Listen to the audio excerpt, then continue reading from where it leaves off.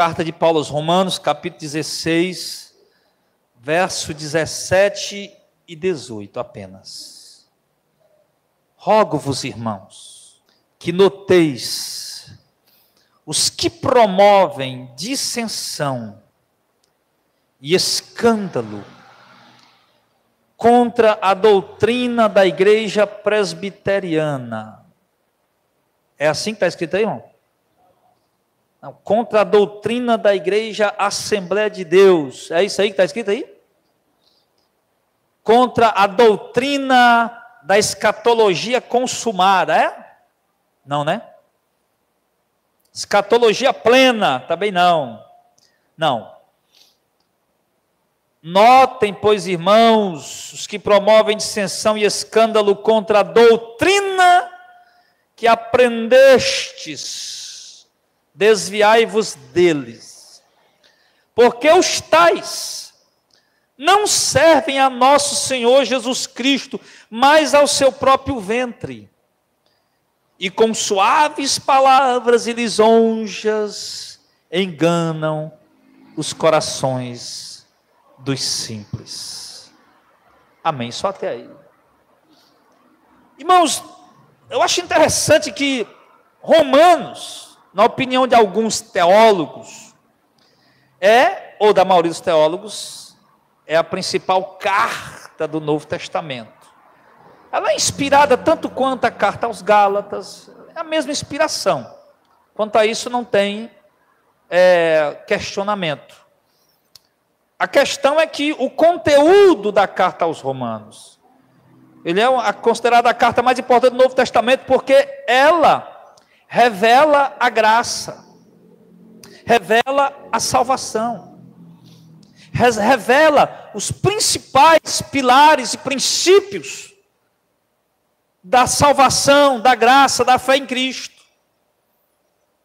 Alguém já chegou a dizer que se nós não tivéssemos a Bíblia toda, tivéssemos apenas a carta aos Romanos, seria o suficientemente para que nós fôssemos salvos e bem doutrinados.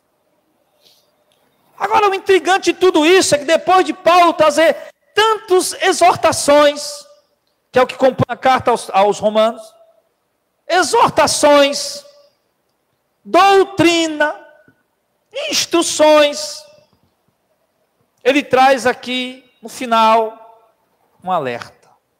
E um alerta, querido, a respeito exatamente daquilo que é mais importante para a igreja, por meio do qual nós somos ensinados, por aquilo que nós balizamos a nossa caminhada, alinhamos a nossa conduta, a doutrina. E Paulo, aqui nas suas considerações finais, já mandando aqui os alôs para os irmãos, né? Um alô para o irmão tal, um abraço para o irmão fulano, um abraço para o irmão cicrano. Paulo faz esse alerta.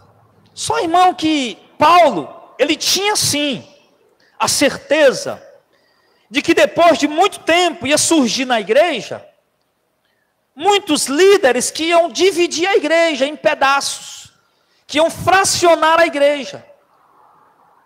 Ele dá esse alerta lá em Atos, quando ele chama os anciãos, os líderes da igreja de Éfeso, e ele diz, olha, depois que eu for embora, vai entrar no meio de vós aí, de vocês mesmos, vai surgir dentro do meio de vocês mesmos, homens cruéis que não vão poupar o rebanho, que vão ensinar para poder ganhar o povo para si. Aí ele faz um alerta lá depois em Timóteo, na última carta, antes dele morrer, ele ainda está preocupado com isso, dizendo aos irmãos, 1 Timóteo diz que nos últimos dias vão surgir tempos difíceis. Ele fala de uma apostasia em quase todas as suas epístolas, inclusive como sinal da volta de Cristo, do fim dos tempos, do arrebatamento da igreja, em Tessalonicenses. E em Timóteo ele faz questão de dizer que o povo ia ter coceira nos ouvidos, não ia mais querer ouvir a verdade. Iam querer mito, lenda, contos de fadas que iam agradar os seus corações gananciosos e cobiçosos, onde líderes maliciosos iam falar aquilo que o povo quer ouvir para ganhar o povo para si e não para Cristo.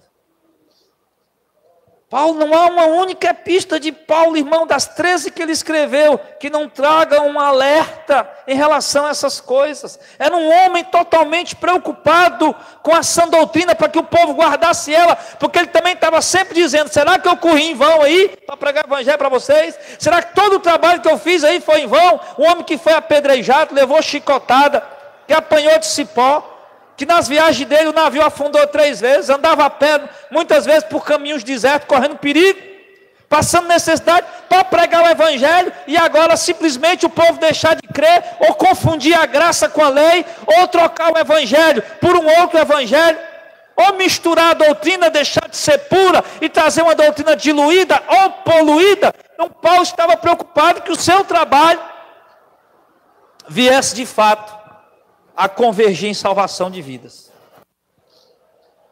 E uma vida só pode ser salva, meu querido, entenda uma coisa: não é aprendendo um estatuto de uma igreja ou regimento interno. Uma vida não pode ser salva aprendendo as doutrinas modernas que introduziram nas igrejas. Uma tal de escatologia consumada, uma delas, uma das muitas, que diz que Jesus já voltou, que o arrebatamento já aconteceu, que não tem ressurreição do morto, que não tem cidade celestial, que não tem novo céu, nova terra, que o Satanás não existe, que a Bíblia é um livro velho. Se a Bíblia é um livro velho, eu vou me basear pelo quê? Mas lembrando, irmão, que o apóstolo Paulo deixou esse alerta para nós, e é importante a gente relembrar essa noite. Tomem cuidado, ele diz: rogo-vos, irmãos, que notem, observem entre vocês, no meio da igreja. Não falava apenas da igreja local. Claro, aqui ele escrevia para Roma, igreja de Roma. Mas não apenas a igreja local, mas a igreja de Cristo como um todo, espalhado na terra. Notem, observem entre vocês aqueles que promovem divisão e ele traz a ligação. Divisão ou escândalo, não. Divisão e escândalo. Contra o quê? Contra a doutrina que vocês aprenderam. Qual foi a doutrina que Paulo está se referindo aqui, que os romanos haviam aprendido? Que doutrina Paulo está dizendo? Olha, não deixe que ninguém venha escandalizar ou fazer divisão contra a doutrina que vocês aprenderam. Que doutrina ele se refere, irmão? Como eu falei na leitura aqui, a doutrina presbiteriana, a doutrina reformada, a doutrina calvinista, arminiana, a doutrina pentecostal, neopentecostal. A doutrina que Paulo se refere aqui, que os irmãos têm que observar, aqueles que causam escândalo e divisão contra essa doutrina, é a doutrina bíblica, a doutrina escriturística, a doutrina, melhor dizendo, da forma mais clara, mais óbvia, a doutrina apostólica. Essa sempre foi a doutrina da igreja e sempre será a doutrina da igreja em todos os tempos, em todas as épocas. Eu não posso aceitar, irmãos, pessoas distorcendo essa doutrina. Eu não posso fazer parte de igreja onde pessoas simplesmente distorcem essa doutrina, deturpam essa doutrina, diluem essa doutrina, deixando ela fraquinha. Ou então eles não diluem, mas eles deturpam a doutrina, sujam a doutrina, maculam a doutrina. Eu não posso fazer parte disso. Eu estava no mundo, irmão. Eu era um cabra desmantelado. Eu era um farrista, prostituto, dominado por tudo quanto era desejo pervertido, imoral. Eu estava lá no mundo. E praticando para cumprir as minhas minhas penitências, eu ia à missa aos domingos, eu me confessava com o padre, quando tinha confissão, eu comia da hóstia, para poder tentar justificar a minha vida de pecado e desmantê-lo. E com isso, eu só aprendia cada vez mais a me distanciar de Deus, com os dogmas católicos, com a adoração aos santos, e toda a deturpação teológica, cristológica, soteriológica que a Igreja Católica ensina para os seus membros. Daí eu passei pela igreja evangélica, achando que era a melhor coisa que eu havia encontrado na minha vida, como você também. Achando que agora eu tinha encontrado o caminho, que agora eu tinha encontrado, sim, o caminho que levaria a Cristo, que me levaria à salvação. Mas eu percebi que no sistema evangélico, irmão, não passa de um grande empreendimento lucrativo, de um grande negócio que virou geração de emprego, geração de riqueza, de enriquecimento, para uma meia dúzia de liderança, extraindo o dinheiro do povo em nome da fé. E Deus mais uma vez teve misericórdia de mim, e além de me resgatar da devassidão que eu vivia no mundo, da idolatria que eu vivia no catolicismo, no romanismo, e do engano que eu vivia no meu evangélico, sistema evangélico, Deus teve misericórdia de mim, me resgatou pela sua doutrina e me mostrou o caminho da salvação, o caminho da verdade. Então eu não me converti, dessa vez, irmão Serafim, eu não me converti a uma placa de igreja, eu não me converti a uma linha teológica criada por homens, a um sistema de doutrina, sim,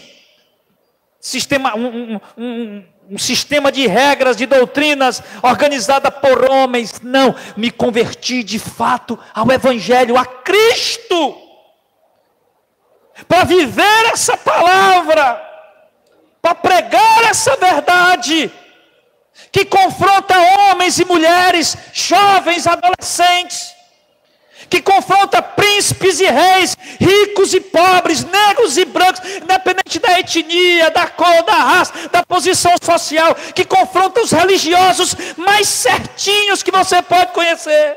Nós nos convertemos a ela, para segui-la. Por isso que a nossa revista da escola dominical é ela.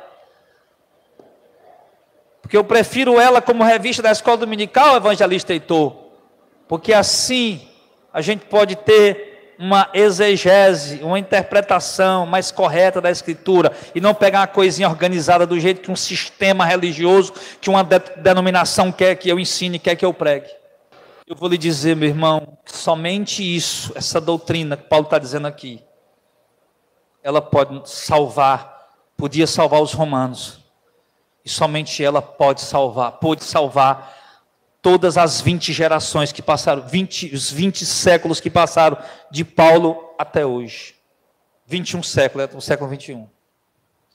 Somente ela. Por isso eu não posso aceitar essa coisa que eu falei para vocês aí, de que Jesus não volta mais, de que arrebatamento não vai ter, de que não existe cidade celestial, não há novo céu, nova terra. Isso é deturpação bíblica. Quando eu falo da existência de Satanás, não é que eu estou defendendo a existência dele, não é que eu goste dele, ou que eu queira usar ele como instrumento para botar medo em vocês, que você, os mais antigos aqui, está ali atrás, a Neudacia, a Rosemary, sabe muito bem que eu nunca botei medo em ninguém aqui, usando o capeta, pegando ele pelo chifre, não. Eu quero apenas que você saiba que ele existe.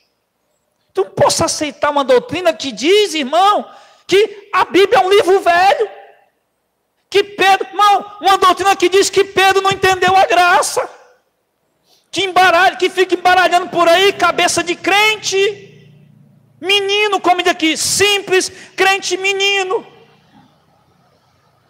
Eu não posso deixar, não posso simplesmente me sentar e engolir de goela abaixo, deixar que enfie de goela abaixo, meu irmão, uma doutrina que diz que Maria não morreu, mas ela subiu ao céu, igual Jesus subiu aos céus. Uma doutrina que diz que Maria pode interceder por mim, que os santos podem interceder por mim. Eles até puderam quando estavam vivos, assim como eu posso interceder por você e você pode interceder por mim, mas hoje eles não podem mais. Eu não posso aceitar de goela abaixo simplesmente calado, porque aquela é minha religião. Um padre, um sacerdote, um pastor dizer, meu irmão, que quando alguém morreu tem que acender uma vela para iluminar o caminho dele para a salvação. Ou que eu tenho que fazer uma missa de 7 dias, de 30 dias, de 1 ano, para ir purgando os pecados dele, lá no purgatório, para ele sair mais rápido de lá, porque isso é deturpação bíblica. Nós podemos errar. E erramos. Nós podemos nos equivocar. E nos equivocamos. Mas deturpar a palavra de Deus sem um mínimo de temor, colocando a tradição da minha igreja acima da palavra de Deus, e dizendo que não, os líderes dizem que vão prestar conta, eu não tenho nada a ver com isso, se eu estou ali no meio, meu irmão. Paulo está dizendo, irmão, olha, vai surgir uma doutrina nova aí, e é nela que vocês têm que crer. Lá no século 21, é isso que ele está dizendo? Não. Olha, Romanos, vai surgir uma doutrina nova, lá no século 21, uma mensagem nova. Isso aqui que eu estou escrevendo para vocês não vai passar de um livro velho, ultrapassado. O Pedro, sabe o Pedro, pessoal de Roma? O Pedro não entendeu a graça, o João também não, só eu que entendi, tá? Mas isso que eu estou falando aqui não passa de um jornal velho daqui a alguns anos. Paulo nunca falou isso, meu irmão. Se eu não puder me basear pela palavra de Deus, eu me nego a ter uma Bíblia nas mãos.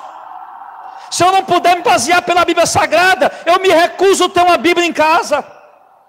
É o único livro, meu irmão, em que eu devoto total confiança. É o único livro em que eu devoto total confiança para conduzir minha vida. Mesmo sendo um livro velho, mas não é um jornal velho ultrapassado, um jornal velho. É um livro velho na idade, mas não velho por ser ultrapassado. Porque a palavra de Deus, ela permanece para sempre. E o próprio Senhor Jesus disse lá em João, não me lembro se foi no João 6, eu não me lembro. Ele disse lá em Evangelho de João 12, eu acho. Ele diz que a palavra que eu não julgo a ninguém, a palavra que eu vos tenho falado, essa vos julgará no último dia. Enquanto não chegar o último dia, essa palavra vai estar valendo. Eu não posso simplesmente deixar que eles peguem a palavra de Deus e manipulem ela do jeito que eles querem. E me agradando com belos músicos, com belos pregadores que nos fazem chorar, que nos fazem sentir emoção. Paulo diz: notem, observem atentamente aqueles que estão causando divisão e escândalo contra a doutrina que vocês aprenderam, a doutrina apostólica. Isso nos lembra do que o apóstolo Pedro falou. O apóstolo João, aliás, disse: saíram de nós, porque não eram de nós, porque se fossem dos nossos, permaneceriam conosco. Saíram de nós, porque não eram de nós, isso para que as pessoas saibam que nem todos são de nós. Ele também não está falando ali a placa de igreja, saiu daqui porque não era daqui, saiu da missão de fé porque não era da missão de fé, saiu da presbiteriana porque não era da presbiteriana. Não é isso que ele está falando. Saíram de nós, ou seja, da doutrina apostólica. Quando João disse: alguém vem ter convosco e não traz esta doutrina, ele usa a definição, esta doutrina, não recebam em casa, não tampouco saudeis. Essa doutrina. Se nós queremos aprender a palavra, nós temos que aprender a doutrina. Se nós queremos conhecer a Deus, nós temos que conhecer a doutrina. Nós jamais iremos conhecer a Deus, nós não conhecemos a doutrina. Tem gente que vive por aí subindo monte, descendo monte, eu não sei aonde de madrugada, na casa da irmã Francisca, das canelas de fogo, que revela tudo lá, mas não vai para a Bíblia. Não lê a Bíblia, não conhece a Bíblia, não conhece a doutrina, vive de um canto para o outro, atrás de revelação. É ligando para os irmãos, irmão, diz aí, vaso. Qual é a palavra que tu tem de Deus aí para a minha vida, vaso? Ei, irmão, eu sonhei contigo esta noite, vaso. Eis que no sonho tu vinhas de branco me entregar uma coisa parecida com uma chave de ouro. Entrega aí, vaso, o que é que Deus mandou tu entregar? Sim, vaso, é verdade, eu vou te entregar. Te converte, criatura. Vai ler a Bíblia, vai te converter. Nós vemos, irmãos, uma manada de pessoas, chama de ovelha, né? Que nós vemos uma manada de pessoas perdidas, desorientadas, confusas, que passaram 10, 20, 30, 40 anos na igreja e nunca aprenderam a doutrina bíblica, e qualquer ventinho de doutrina que surge já é o suficiente para ele ficar confuso. Por isso Paulo mandou dizer para os irmãos, vocês observem, notem, observem aqueles que estão promovendo divisão e escândalo contra a doutrina que vocês aprenderam. Notem esses. Paulo chega a falar em uma de suas epístolas sobre um tal de Alexandre, que resistiu muito às suas palavras, e manda Timóteo dizer, tome cuidado com ele. Paulo chega a citar em outra epístola um tal de Mineu e Fileto, que haviam deturpado a palavra de Deus, dizendo a escatologia consumada, que Jesus já tinha voltado, que o arrebatamento já tinha acontecido, que a ressurreição dos mortos já tinha acontecido. Paulo alerta sobre esse Mineu e Fileto, diz, se desviem deles. Quando eu digo arrebatamento, é porque Paulo diz que Mineu e Fileto ensinaram que a ressurreição dos mortos já aconteceu. E por ocasião da ressurreição dos mortos, a gente sabe, por Tessalonicenses capítulo 4, né? Capítulo 5 fala do arrebatamento. Pelo amor de Deus, me ajuda aí, irmão, que minha memória está só misericórdia de Deus. Que ele fala do arrebatamento da igreja, e ele fala que por ocasião da ressurreição dos mortos acontecerá o arrebatamento. Ou melhor, por ocasião do arrebatamento acontecerá a ressurreição dos mortos na vinda do Senhor. Então, se Mineu e Fileto disse que a ressurreição dos mortos já tinha acontecido, então eles estavam dizendo também que Jesus já tinha voltado, que o arrebatamento já tinha acontecido. Mas não ficou só com Mineu e Fileto, não. Estão pregando também isso hoje. Não posso aceitar chegar numa igreja, fazer parte de uma igreja, irmão, onde simplesmente eu percebo o objetivo ali daquela pregação é simplesmente me levar à emoção, para no final, depois de me emocionar, de fazer eu chorar, depois de falar de vitória, de conquista, de prosperidade, de portas abertas, no final ele pedir o meu melhor, o meu demais que eu puder dar de dinheiro para ele. Eu não posso simplesmente aceitar isso. Eu não posso fazer parte disso. Eu prefiro ficar em casa. Eu prefiro ficar em casa com a minha família e servir a Deus no dia a dia como deve ser o verdadeiro cristão, do que fazer parte de uma comunidade como essa que estou citando aqui. Eu não posso aceitar isso, irmão. Vi uma pobre senhora aposentada, que a única coisa que ela ganha é um salário mínimo, indo pedir uma oração para um pastor, e um pastor entregar um envelope, pedindo para ela fazer um voto que Deus vai mudar a vida dela. Eu não posso aceitar isso, irmão, de uma pobre mulher desesperada, porque o marido a abandonou e está com o amante, e pedir o pastor para fazer uma oração, para ajudar na oração a trazer a mulher de volta, e o pastor entregar um envelope e dizer para a irmã botar dinheiro dentro, que Deus vai operar na vida dela. Eu pergunto, que Deus é esse que pede dinheiro para curar as pessoas, que pede dinheiro para libertar uma pessoa, que pede dinheiro para restaurar um casamento, que pede dinheiro para fazer uma obra na vida de alguém? Esse não é o Deus da Bíblia, não é o Deus da doutrina apostólica, não é o Deus da doutrina bíblica. Nós não podemos, irmão, de maneira alguma, nos conformar com isso. Irmãos, Covid-19 foi a pior praga que veio no século que nós estamos vivendo. Pode até ser que um dia eu pegue a Covid e morra dela, que Deus me guarde disso, mas eu preciso dizer a você uma coisa, que a Covid, com todo o mal que ela trouxe, ela aprisionou milhões de pessoas em casa, e por causa dela, milhões de pessoas vieram ao conhecimento da verdade, saíram da prisão que estava nos templos, e entenderam que servir a Deus é no dia a dia, não estar debaixo de um teto, todo dia dando dinheiro para pastor. Covid aprisionou pessoas em casa, destruiu empresa, destruiu sonhos, matou milhões de pessoas, de acordo com os dados da OMS. Mas no meio de todo esse mal, de toda essa ruína, toda essa desgraça que a Covid trouxe para a humanidade nesse século, meu irmão, ela causou isso também. Ao aprisionar as pessoas em casa. Quantas pessoas, irmão, que eu recebo e-mail, que eu leio, que eu vejo às vezes as mensagens rapidamente, ou que eu escuto falar, foi na pandemia, trancado em casa, que eu não podia ir para a casa de Deus, que eu aprendi que aquela não era a casa de Deus. Foi na pandemia que eu aprendi que aquele lugar não é santo, que Deus não está lá, porque se Deus estivesse lá, nós estava tudo ferrado. Nós teríamos passado meses sem ter um encontro com Deus, mas ainda bem que Deus está no verdadeiro templo dele, que é a minha vida, que é a sua vida. Tem um ditado popular que diz, tem mal que vem para o bem. E a Bíblia diz que mesmo as coisas sendo ruins na nossa vida em dado momento, elas trazem um fruto bom, depois daquele momento.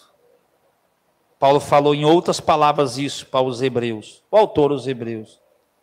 Deus corrige e disciplina quem Ele ama. E a disciplina no momento ela dói, mas depois ela produz um fruto de justiça, para vocês conhecerem de fato a Deus.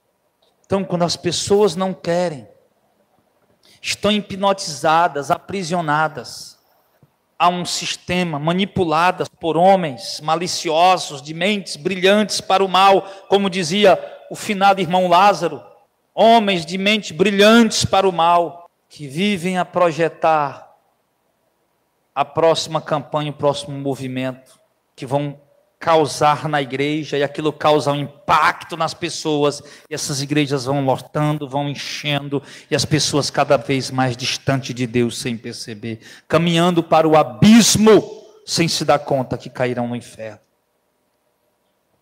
Por isso Paulo disse, notem os que estão promovendo divisão e escândalo contra a doutrina que vocês aprenderam, a doutrina apostólica. E aí, o conselho que ele dá, notem, observem os que estão causando divisão e escândalo contra a doutrina e se desviem deles. Fazer o quê? Se desviem deles. Não, mas eu preciso pedir carta de recomendação. Sua carta de recomendação aqui não vai valer nada. Não, mas é porque eu estou ligado à convenção. Eu preciso da bênção do pastor presidente. A bênção do pastor herege presidente não vale nada. Um bombom pipe vale mais do que a bênção do pastor herege presidente. Que bombom pipe pelo menos refresca a boca. Não, é porque eu não posso sair de lá. Porque lá que eu fui consagrado a obreiro, a pastor, e eu tenho tem gente que tem um orgulho tão grande só por ter aquele crachá lá e aquela carteirinha no bolso, pastor. Para ele pronto, onde ele chega dando carteirada. Tem uns que compram até umas bichonas bonitas assim, com emblemazão da polícia, né? Uma estrela, já viu essa aí? Tem uns que compram uma bichona preta assim, dessa grossura aqui, do cabai, abre a bicha aqui, aquela estrelona aparece, parece que é da Polícia Federal. Eita, meu irmão, é muito moral. Aquilo não vale nada, meu irmão. Diante de Deus, não vale nada na questão espiritual. O que vale diante de Deus, de fato, irmão, é você guardar a doutrina que Deus deixou para nós, que é a doutrina antiga, velha, mas não ultrapassada, a doutrina apostólica. E você está guardando ela, a sua igreja está guardando ela. está ensinando ela, está pregando ela. Você que está assistindo aí, criatura.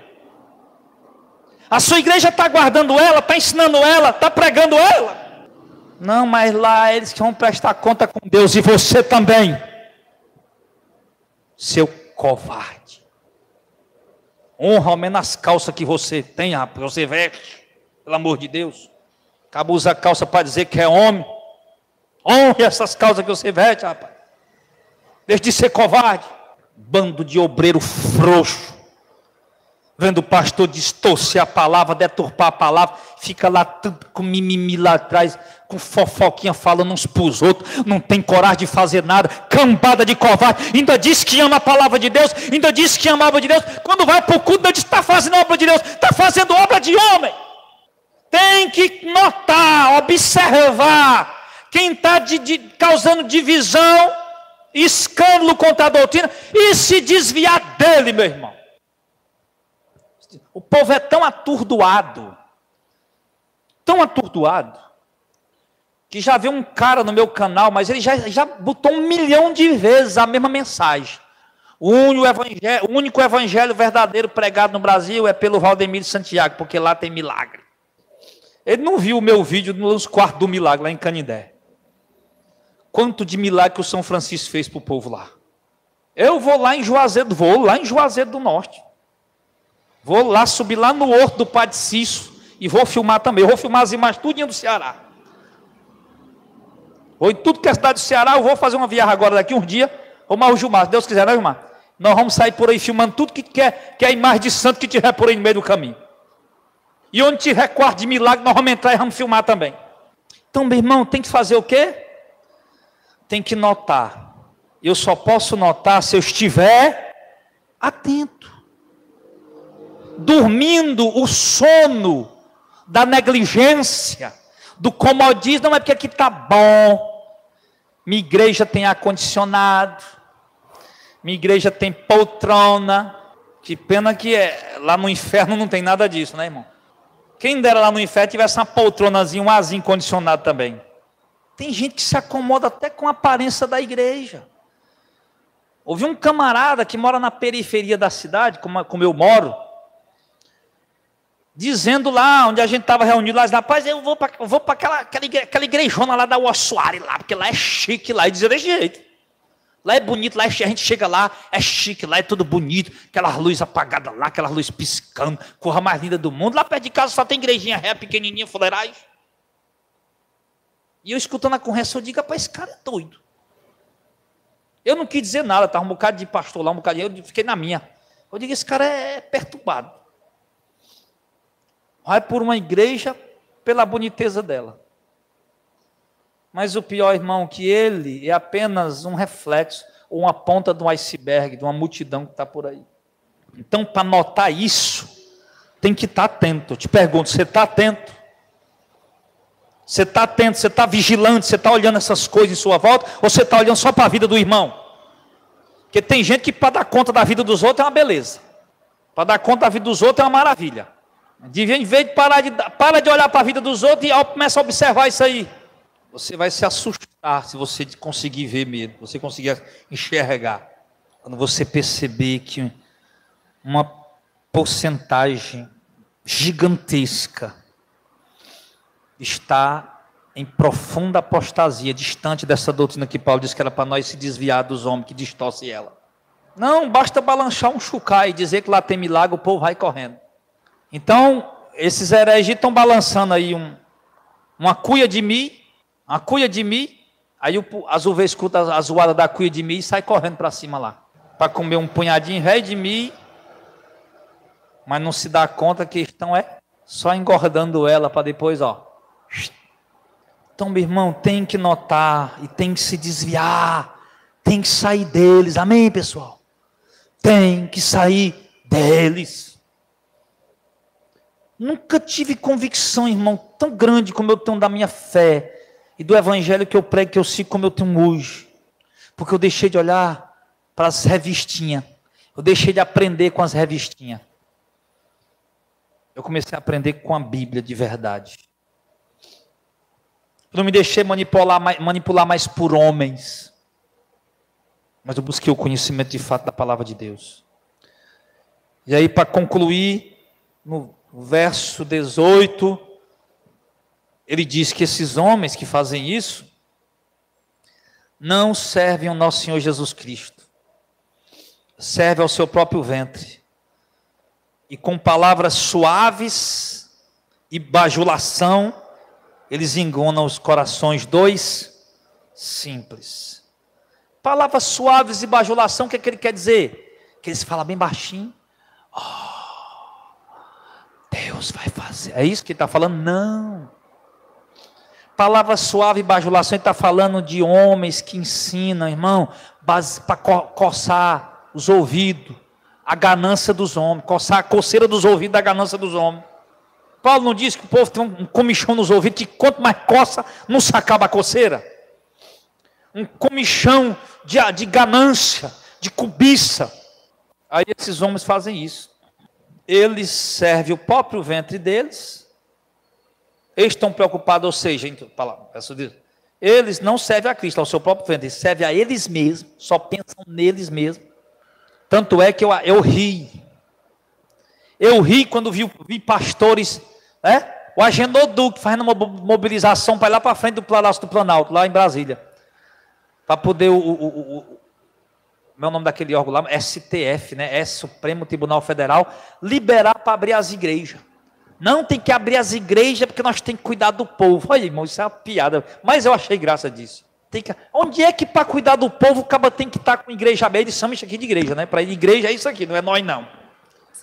Mas vamos usar a linguagem deles. Onde é que para poder cuidar do povo tem que estar com a igreja dessa aqui aberta? Me diga, pelo amor de Deus. Pergunte eles, quantas vezes ele ligou para o povo lá da guerra deles? Ou se ele não tinha um telefone, todo mundo, que nem eu não tenho, quantas vezes ele mandou um áudio para o grupo da igreja? Aí quem não faz parte do grupo da igreja, aí é problema de quem não faz. Quantas vezes ele mandou áudio para o grupo da igreja, perguntando se tinha algum irmão precisando de alguma coisa? Precisando de uma cesta básica? Precisando de uma ajuda para pagar um aluguel, para comprar um remédio? Uma ajuda financeira? Pergunto quantas vezes eles fizeram isso. Tem que estar a igreja aberta para cuidar do povo? Não, meu irmão. É para cuidar deles mesmos. Porque a igreja aberta, a bodega aberta, a empresa aberta, o cofrinho está ali para o povo botar dinheiro dentro. Aí a igreja estando aberta, o cofrinho está lá, o irmão recebeu o dinheiro naquele dia, ele vem botar o dinheiro lá dentro do cofrinho.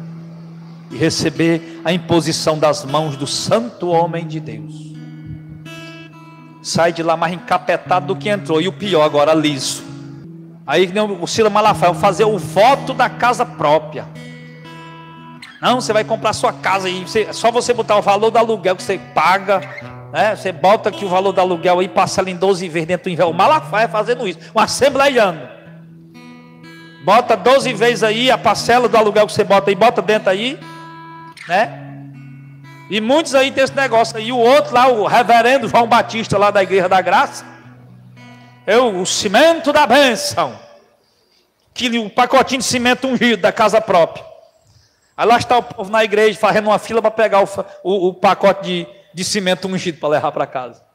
E o povo botando dinheiro nesse envelope, um negócio de promessa de casa própria, e o sonho da casa própria ficando mais longe, que eles estão deixando o dinheiro todinho lá.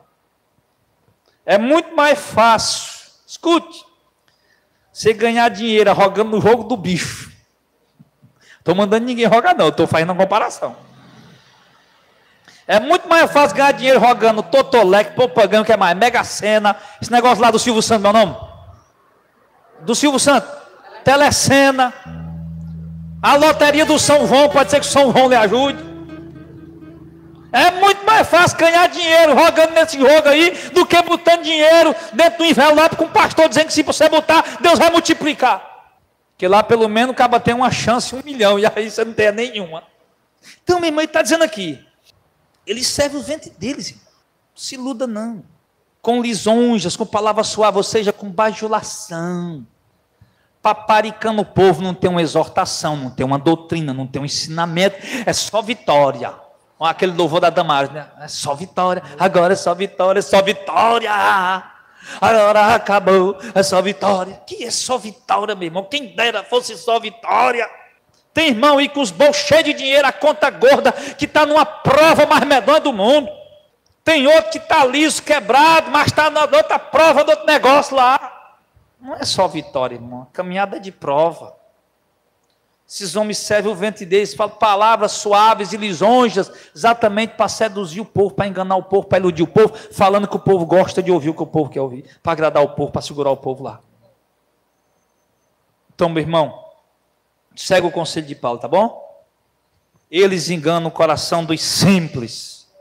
O simples, que ele quer dizer aqui, são as pessoas de pouco conhecimento. Quando você tem menos conhecimento, a tendência é mais você seguir esses líderes. E o que eu acho interessante, irmão, é que ainda tem uns camaradas que se diz teólogo que segue esses líderes ainda. Eu não sei que teologia é essa que nós temos hoje por aí, sendo ensinada. Porque para mim, a teologia pura e verdadeira é a teologia bíblica. É quando qualquer um de nós assenta em casa e vai ler a Bíblia, estudar a Bíblia com os métodos corretos, que ela é a teologia certa. Então, quero deixar esse alerta para a igreja hoje, pedir a você, em nome de Jesus, irmão, acorda, desperta e enxerga, continua olhando, observando, enxergando. Continua firme na doutrina que nós recebemos, que é a doutrina dos apóstolos. Deixa ninguém enfiar a goela abaixo da doutrina nova para você, não. Vamos ficar de pé em nome de Jesus.